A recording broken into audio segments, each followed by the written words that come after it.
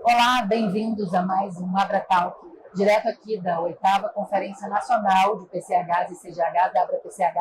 Eu sou Michele Silveira, da Escola de Energia, e a gente convidou para esse episódio o Alexandre Corrêa, diretor-geral da Brasal Energia, Gabriel Soareiro, gerente ambiental, é isso? Isso. Alexandre, o que vocês trouxeram para a conferência, né? Que história que a Brasal Energia conta? A Brasal Energia, ela é uma empresa relativamente jovem no mercado. Nós começamos em 2018. Tá? O nosso produto hoje, basicamente, é PCH. Nós temos um braço ainda solar. A gente atua como geradores, temos soluções aí com baterias, outros itens de eficiência energética, mas principalmente geradores. Nós viemos aqui acompanhar o mercado, ver as oportunidades, ver os fornecedores, o que a gente tem de oportunidade para crescimento, viabilidade econômica de projetos, acho que é o tema principal hoje, que a gente está vendo aqui em todos os painéis, né? E principalmente buscar oportunidades, né? A gente tem um portfólio hoje em torno de 100 mega, a gente busca crescer o portfólio, temos hoje um braço em desenvolvimento de usinas. Então, nesse portfólio, a gente está em parceria com outras empresas com mais 180 mega para crescimento, mas ainda buscamos aí uma viabilidade econômica com uma nova taxa de juros, tentando observar como é que vai ficar o leilão de energia, tentando ver como os players vão se posicionar para poder viabilizar os novos empreendimentos. Alexandre, você falou da viabilidade financeira dos empreendimentos. Gabriel, eu queria que você falasse um pouquinho sobre como que vocês percebem hoje a viabilidade ambiental dos projetos, né? Como é que vocês percebem essa jornada ambiental em cada empreendimento? Michele, cada empreendimento ele tem uma particularidade, porque cada projeto, para ele se viabilizar, ele tem que ser feito um estudo multidisciplinar, que envolve a parte ambiental propriamente dita, a parte social, que tem um peso, uma relevância muito grande e que está dentro desse pacote de viabilidade ambiental, como também a questão fundiária, porque todo projeto, principalmente os projetos hidrelétricos, por eles abrangerem grandes áreas, eles têm interferência com as pessoas e com a comunidade. Então, para você poder viabilizar um projeto, você tem que fazer um estudo muito detalhado, muito criterioso, onde você minimiza e mitiga os eventuais impactos que vão ter na área ambiental, na área social e na área fundiária. E a vinda aqui para o evento é justamente para trocar ideias, informações, ver como que está o cenário. A gente tem um país, né? A gente tem um arcabouço legal jurídico muito extenso, muito diverso, e cada estado tem uma lei própria, tem uma forma de tocar o licenciamento. Então, essa falta de padronização faz com que haja uma dificuldade, porque a gente não consegue ter um modelo linear para você tocar no licenciamento hidrelétrico diante de toda a complexidade que ele tem. Alexandre, você falou sobre a questão dos negócios, né, expansão. Como é que é para vocês pensarem nessa estratégia de negócios, tendo em vista essa questão, né, da estratégia ambiental e da viabilidade, né, ambiental, e como que isso se reflete nos espaços de vocês, né? Onde estão as plantas, como é que é essa relação com a comunidade, como é que essa expansão tem sido feita? Olha, você cita um ponto bem sensível. A oportunidade e a planta que você busca, quando a gente olha, não é simplesmente quanto ela vai custar, quanto ela vai produzir. Então, você está numa região que tem reserva indígena, você está numa região que tem quilombola, tem cavernas. Nós tivemos ofertas de usinas maravilhosas, mas estão em rios que estão em recuperação por causa de eventos do passado, que hoje estão fechadas para você empreender. Então, o estudo de viabilidade de um projeto, ele não é simplesmente números.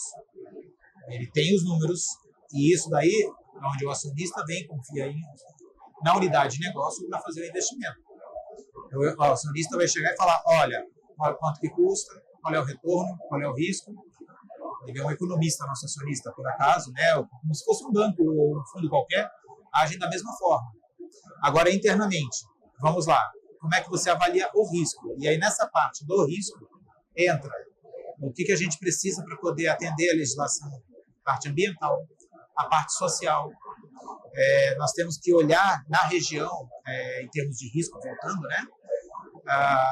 Aonde você vai construir, qual o tipo de solo, o que isso aqui pode acontecer, como é que você consegue mitigar, o que você consegue anteceder de problema para poder se preparar melhor, para não ter uma surpresa durante a construção. Então, a resposta ela é um pouco mais complexa do que simplesmente a gente vai lá e faz, né? A gente vai lá e levanta. Ela envolve uma gestão de risco extremamente complexa.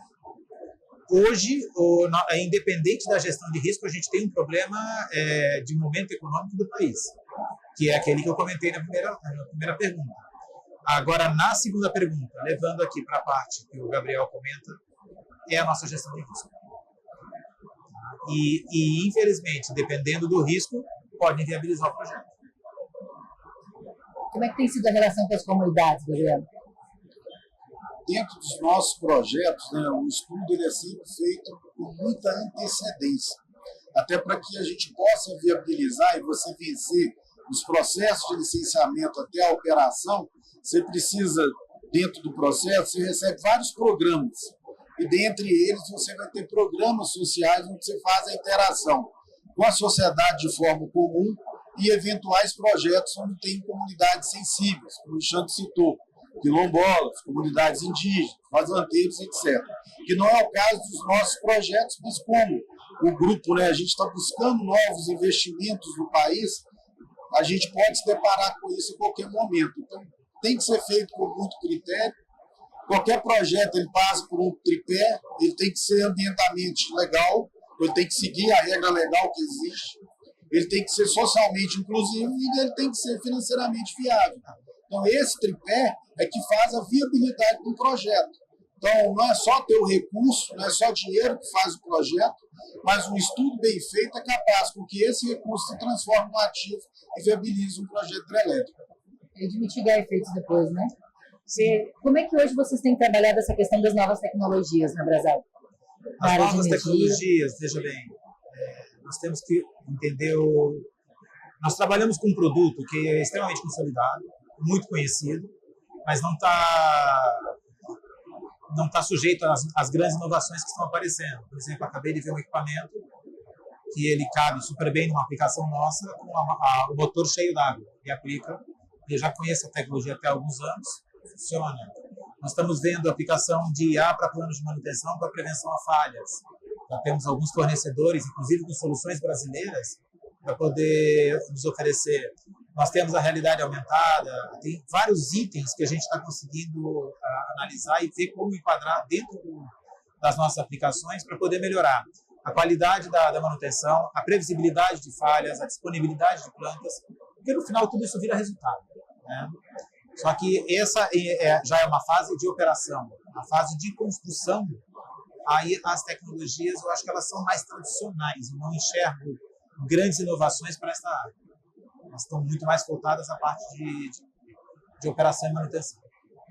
Nosso tempo está quase esgotando, mas eu queria que vocês comentassem, para quem está nos assistindo, né, num outro dia, a gente está aqui na Conferência Nacional do PCHs da Abra-PCH. Nós tivemos hoje a presença do ministro, tivemos, né, vários depoimentos ali no painel de abertura. Eu queria que vocês sintetizassem um pouco do que está sendo a conferência, né, para os empreendedores, para os agentes do setor.